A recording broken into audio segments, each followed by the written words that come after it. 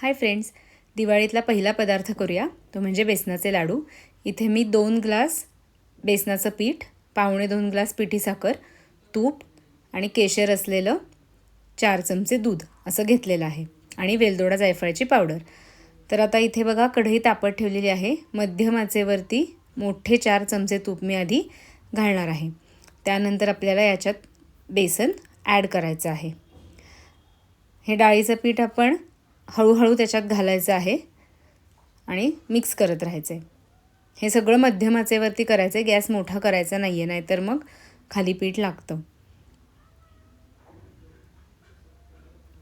या प्रमाणामध्ये पूर्ण लाडूसाठी आपल्याला साधारण 1 वाटी इथे तूप लागणार आहे, पण मी ते हळूहळू ॲड करते, अंदाजे करायचं। कारण एकदम जर आपण तूप आणि पीठ एकत्र मिक्स केलं तर कधीतरी पीठ एकदम पातळ होतं आणि मग त्याचे लाडू वळले जात नाहीत।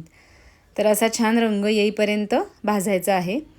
गोल्डन ब्राऊन कलर यायला लागला की आपलं हे बेसन भाजून तयार होणार आहे।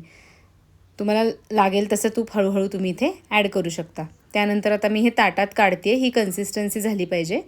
याच्यामध्ये 4 चमचे हे दूध, ज्यामध्ये केशर मी मिक्स करून ठेवलं होतं, ते आपण घालणार आहोत आणि हे साईडला एक अर्धा तास ठेवून द्यायचं किंवा 15 ते 20 मिनिटं अगदी, म्हणजे कोमट होईपर्यंत ठेवायचं आहे। त्यानंतर आपण याच्यामध्ये पिठी साखर ॲड करणार आहोत।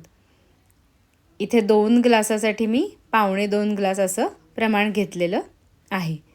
हे मिक्स करून आता आपण बाजूला ठेवून देऊया। आता हे कोमट झालेलं आहे 15-20 मिनिटानंतर। मग ही पिठी साखर ॲड केली। आपण वेलदोडा जायफळाची जी पावडर केली होती ती सुद्धा याच्यामध्ये मिक्स करूया आणि हे सगळं मिश्रण छान हाताने एकजीव करून घ्यायचं आहे। जर हे मिक्स करताना असं वाटलं की कोरडं होतंय, लाडू वळले जाणार नाहीत, तर हाताला थोडं थोडं तूप लावायचं, हातावरती घ्यायचं आणि एकत्र मिक्स करायचं। अशा पद्धतीचं मिश्रण हे झालं पाहिजे। हे परफेक्ट कन्सिस्टन्सी आहे, लाडू मस्त वळले जातात। इथे तुम्ही बघू शकता लगेचच परफेक्ट लाडूला शेप येत आहे। तर अशा पद्धतीने तुम्हाला हव्या त्या आकाराचे लहान मोठे छान लाडू वळून घ्या आणि वरती आपण त्याला काजू किंवा बेदाणे तुमच्या आवडीनुसार तुम्ही लावू शकता। मी इथे काजू लावलेले आहेत। तर नक्की ट्राय करा, लाईक, शेअर आणि सबस्क्राईब करा। थँक्यू।